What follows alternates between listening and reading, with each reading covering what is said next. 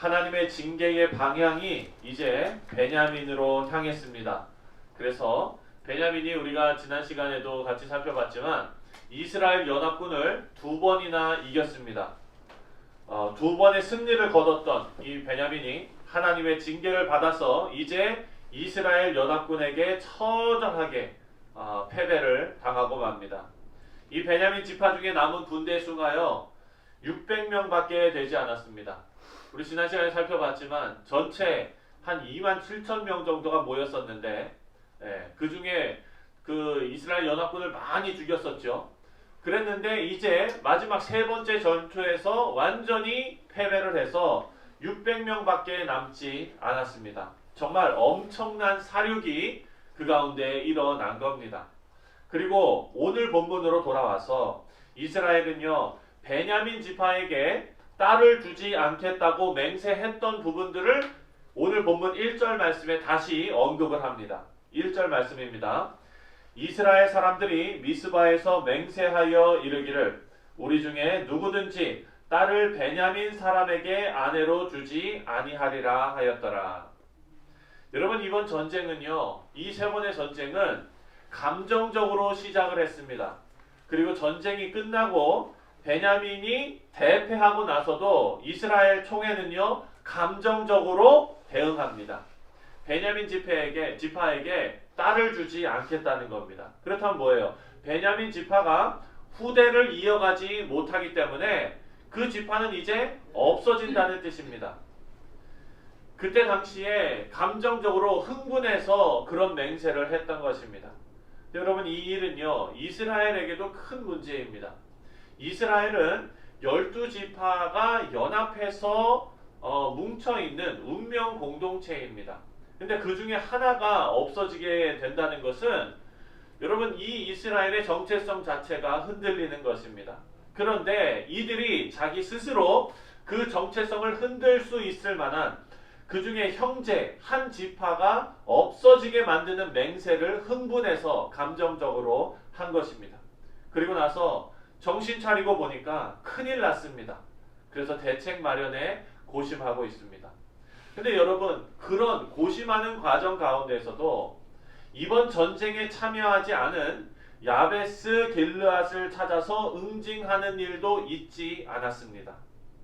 그런 와중에 이번 전쟁에 참여하지 않은 이 야베스 길르앗을 올라가서 칩니다.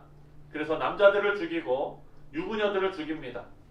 그렇게 다 죽이고 처녀 400명을 사로잡아 옵니다. 우리 사랑하는 성도님들 이 사사기를 쭉 읽어가면서 이 전쟁이 끝난 시점에서 회복해가는 이 과정에 있음에도 불구하고 이스라엘 사람들은요 지금 다시 전쟁과 납치를 반복하고 있습니다. 지금 문제가 된 것이 감정적으로 하나님의 뜻을 구하지 않고 전쟁을 일으키고 정말 그 모든 가운데 정말 많은 사람들이 목숨을 잃었는데 이것이 이제 끝나고 회복해가는 과정에서도 전쟁과 납치가 반복이 된다는 사실이 지금 이 사사시대가 얼마나 영적으로 도덕적으로 암울한 시대인지를 우리가 단편적으로 알 수 있습니다. 베냐민 지파에게 딸을 주지 않겠다고 맹세한 것은요 전쟁이 끝나고 나서가 아니라 전쟁을 시작하기 전에 했던 맹세입니다. 모두가 감정적으로 격해 있을 때 흥분해 있을 때 맹세한 것입니다. 그런데 이제 와서 이 맹세가 그들의 발목을 잡습니다.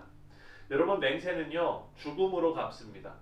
다시 말해서 자기들의 딸을 베냐민에게 주지 않겠다고 맹세를 했는데 그것을 자신이 어긴다면 죽음으로 대신해야 하는 것입니다. 이것은 본인이 죽든지 아니면 형제 지파인 베냐민이 없어지든지 이 둘 중에 하나인 그런 상황입니다. 이제 이성을 찾고 보니까 상황이 너무 심각해졌죠. 그래서 이들이 모두 베델에 모여서 대성통곡을 합니다.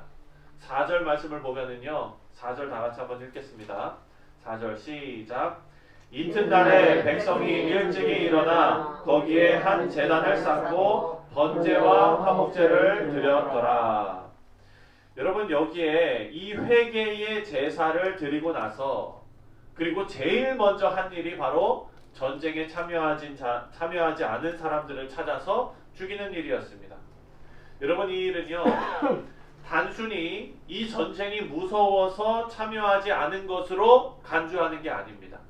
지금 이 이스라엘 백성들이 지금 가서 그 야베스 길르앗 사람들을 죽이는 이유는 뭐냐면은 이스라엘 사람들은 이들이 기브아의 이 불량배들을 오고했던 베냐민을 징벌하는 전쟁에 이 사람들이 참여하지 않은 거기 때문에 하나님의 백성의 성결함에 참여하지 않은 것으로 간주하고 올라가서 죽인 것입니다. 그래서 참석하지 않은 사람들을 반드시 죽이겠다라고 강력하게 의지를 보인 것입니다. 우리 사랑하는 성도님도 오늘 본문을 보면은요, 이스라엘의 모습은 후회의 연속입니다. 후회의 연속. 참 너무나 안타까운 것은 우리 믿는 사람들은 우리 안에 하나님의 영이 함께하고 계십니다. 그래서 우리는 복음이 무엇인지 깨달은 자들입니다. 그런데 아직까지도 지금 우리는 말세지말이라고 하지 않습니까? 정말 곧 예수님께서 오셔도 정말 아무 이상한 것이 없을 정도의 그런 세상에 살고 있습니다. 그럼에도 불구하고 그리스도를 모르고, 그럼에도 불구하고 그냥 살아가는 사람들이 있는 것입니다. 여러분, 그러기 위해서 하나님께서는요 저와 여러분을 사용하셔서 우리의 삶이 그들에게 복음이 증거되는 도구로 사용되어지기를 원하시는 겁니다. 왜냐하면 여러분 한번 생각해 보십시오. 우리는 지금 복음의 참맛을 알잖아요. 구원이 무엇인지 알잖아요. 그런데 여러분, 우리가 아직도 구원이 무엇인지, 그리스도가 누구이신지, 복음이 무엇인지 모른다고 한번 가정해 보십시오. 그런 인생을 계속 살고 이제 죽음을 맞이했다고 한번 생각해 보십시오. 그 인생은 아마 후회로 가득 찬 인생일 것입니다. 그런데 이스라엘 사람들은 지금 계속 이 과정 가운데 후회하는 삶을 살아가고 있습니다. 그리고 그 후회가 그들의 발목을 잡게 되는 것입니다. 지금 자신의 형제가 없어질 위기에 처했습니다. 지금 가슴을 치면서 후회하고 있는 것입니다. 내가 그때 왜 그런 맹세를 했을까? 흥분해서 이스라엘의 이런 후회하는 길을요 가게 됐던 가장 근본적인 이유를 우리가 찾아서 알아야 하는데, 그것은 다시 20장으로 돌아가게 만듭니다. 20장에서는 무슨 얘기가 나왔습니까? 바로 이스라엘은요 총회에서 이 레위인이 당했던 이 문제에 대해서 흥분해서 처리를 했는데, 그래서 옳고 그름의 유일한 근거가 되시는 하나님의 말씀을 들여다보지도 않고 하나님의 뜻을 구하지도 않고 그냥 자기 감정에 이끌려서 살아왔던 거예요. 여러분, 이거 너무나 비슷하지 않습니까? 예수님을 모르는 사람들은요 그 구원의 근원 되시는 하나님의 말씀을 모릅니다. 하나님을 모릅니다. 그냥 자기 감정이 이끄는 대로 살아가는 것입니다.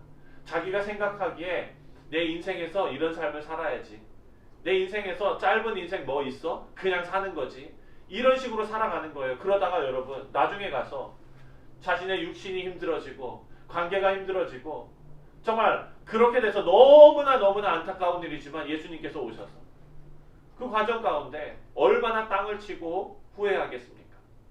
우리 사랑하는 성도님들, 우리는요 우리 주변에 있는 자들에게 복음을 증거해야 될 이유가 여기에 있습니다. 저는 제가 너무나 후회되는 일이 있습니다. 그 후회되는 일이 뭐냐면, 제가 군대에 있을 때 저와 같이 군 생활했던, 저는 군종병으로 있었기 때문에 매주 그리고 거의 매일 말씀을 전했습니다. 그런데 제가 참 아끼던 후임병이 있었어요. 그 후임병이 저를 너무나 잘 따랐습니다. 저하고 3개월 차이가 나는 친구인데 믿지 않는 친구예요. 그런데 그 친구가 정말 저한테 너무 잘하는 거예요. 그냥 차병장님 하면서 저를 좋아했어요. 그리고 제대하고 나서도 저한테 연락해가지고 만나서 제가 삼겹살을 사준 게 기억이 납니다. 그랬는데 여러분, 제가 너무나 안타까운 게 뭐냐면요, 미국에 처음에 와가지고 그때 40일 아마 새벽 예배, 특별 새벽 예배를 하는 기간이었던 것 같아요. 기도하면서 제가 하나님 앞에 함께 기도를 하는데요, 그때 하나님께서 제 마음에 어떤 마음을 주시는지 그 친구가 자꾸 떠오르게 하시는 거예요. 그런데 그때 제가 정말 저하고 상관 있는 저희 가족을 위해서 뭐 기도하면서 운다거나 뭐 이러면은 그럴 텐데 군대 시절 잠깐 보낸 그 친구한테 가깝게 지내면서도 계속해서 복음 증거를 하지 못한 것이 너무나 후회되는 거예요. 막 이렇게. 그래서 그 시기에 제가 펑펑 울면서 기도했습니다. 하나님, 저는 실패했는데 다른 사람을 붙여달라고. 근데 여러분 한번 생각해 보십시오. 우리 주변에 우리가 쑥스러워서든지 아니면 그냥 옆에 늘 있는 사람이니까든지 우리가요, 여러분, 그냥 복음을 증거하지 않고 이런 다급한 마음, 간절한 마음이 없이 그냥 지나가는 사람들이 너무나 많다는 겁니다. 그것이 우리의 가족이 될 수 있고요. 그것이 우리의 친척이 될 수가 있고요. 그것이 우리의 친구가 될 수 있습니다. 여러분, 후회하지 않는 인생을 살아야 합니다. 우리도 후회하지 않아야 하지만 복음을 계속 거부하는 사람들도 후회하지 않는 인생을 살기 위해서는 그리스도를 만나야 합니다. 그리스도를 만나기 위해서는 우리가 그 그리스도를 전할 수 있는 도구가 되어야 될 줄 믿습니다. 사랑하는 성도 여러분, 세상에서는요, 후회하지 않는 삶을 살게 하기 위한 자기 개발서가 너무나 많이 나와 있습니다. 여러분 한번 책방에 가보십시오. 인생은 이렇게 살면 성공한다 라는 책들이 정말로 많이 있습니다. 우리 청년들은요, 그런 책들을 정독합니다. 많은 사람들은요, 그런 책을 읽으면서 인생의 성공을 위한 교훈을 찾습니다. 자기 인생을 후회하지 않는 인생으로 만들기 위해서 노력합니다. 하지만 여러분, 성경은요, 하나님의 말씀은요, 그런 책들과 차원이 다릅니다. 성경은 그 근원을 찾아 깊이 들어가면 그곳에 하나님께서 계시기 때문입니다. 우리 사랑하는 성도님들, 너무나 당연한 말씀이지만요, 성경, 하나님의 말씀이 없이는 하나님께 인정받는 삶을 살 수 없습니다. 그것은 불가능합니다.